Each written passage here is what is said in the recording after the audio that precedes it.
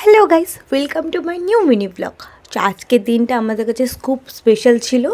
আর সকালবেলা যখন উঠলাম দেখলাম আমার ইচকি পুরো উঠোনে ঘুরে বেড়াচ্ছে।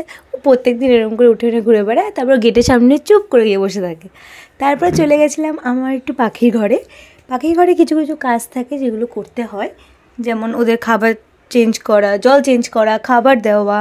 এছাড়া আমি রিসেন্ট দেখছি আমার পাখির ঘরের প্রায় প্রত্যেক দিন 2টো করে 3টে করে 1টা করে পাখি মারা যাচ্ছে। অন্য এক এক সময় অন্য পাখিরা খুঁটরাচ্ছে, তারপরে অন্য সময় দেখছি যে ঠান্ডা লেগে যাচ্ছে, পটি প্রবলেম হচ্ছে, মারা যাচ্ছে। তো খারাপ তো লাগে। পশু পাখি বাড়িতে রাখা যতটা না কষ্টের, তারা মরে গেলে আরও বেশি কষ্ট হয়। তারপরে ওই ভাইকে একটু পড়িয়ে নিচ্ছিলাম, আমারও এক জায়গায় একটু বেরোনোর ছিল। আজকে যেহেতু বললাম একটা স্পেশাল ডে, তারপরে আমার পড়ানোও ছিল। তারপরে রেডি হয়ে চলে গেছিলাম হচ্ছে কোথায় চলে গেছিলাম যেতে যেতেই বলি তোমাদের, তোমরা আশা করি চিনতে পারবে। এই জায়গাটা তোমরা সবাই চেনো, ভেরি কমন প্লেস। তো তারপরে আমি কিছুক্ষণ ওয়েট করে নিচ্ছিলাম। ধ্রুবর আসার কথা, ওর আসার কথা আমার ট্রেনে, বাট ও ট্রেনটা মিস করে। তারপরে আমরা চলে যাচ্ছিলাম হচ্ছে হাওড়া স্টেশনে। বাসে প্রচণ্ড ভিড় ছিল, আর গরম তো বাইরে দেখতেই পাচ্ছ, প্রচুর গরম। তারপরে আমরা এখান থেকে চলে গেছিলাম হাওড়া থেকে সাকরাইলে। সাকরাইলে গিয়ে খানিকক্ষণ ওয়েট করা, খানিকক্ষণ মানে 10-15 মিনিট ওয়েট করার পরে চলে এসেছিলো হচ্ছে একটা কাকু, যে আমাদেরকে এই গিফটটা দেয়। এই গিফটটা হচ্ছে আমাদের কাছে মানে খুব স্পেশাল। এর নাম হচ্ছে কুকি, যেটা পরে দেওয়া হয়েছে। ওকে আমরা অ্যাডপ্ট করি। ওর একটু প্রবলেম আছে, প্রবলেম বলবো না, ওর একটা ব্যাপার আছে, ওর পাটা নেই, কিন্তু ও ভীষণ কিউট। আর এটা তোমরা জানো, এটা হচ্ছে গোল্ডেন রিট্রিভারের বাচ্চা। ওর বয়স হচ্ছে 52 দিন। আর ও গুবলু গুবলু ওদের ধরে চটকে দিই। তারপরে আমরা চলে গেছিলাম হচ্ছে ওখান থেকে সোনারপুরে আমরা যাবো কী করে, শেষ পর্যন্ত এদিক ওদিক ভেবে না ভেবে উবের করে নিই। উবের করে আমরা চলে গেছিলাম হচ্ছে সোনারপুরে।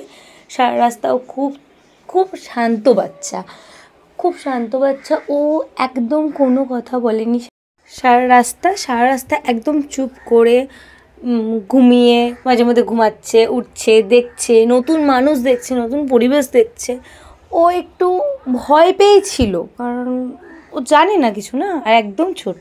তারপরে আমরা সোনারপুর থেকে চলে গেছিলাম বারুইপুরে, আর ওখান থেকে অটো করে চলে আসছিলাম ক্যানিংয়ে। আমার বাড়ি যেহেতু ক্যানিংয়ে, আর ধ্রুবর বাড়ি ছিল সোনারপুরে, মানে ধ্রুবর বাড়ি সোনারপুরে। তারপর চলে এসেছিলাম আমার বাড়িতে। আমার বাড়িতে যত ইচকি আছে, ওর রিয়াকশানটা আমরা দেখব। ও ফার্স্টে ও আশেপাশের লোক মানে ধ্রুবকে দেখে তারপর আমাকে দেখে এক্সাইটেড হয়ে গেছিলো যে এ এসে দেখতে আমি মজা হচ্ছে।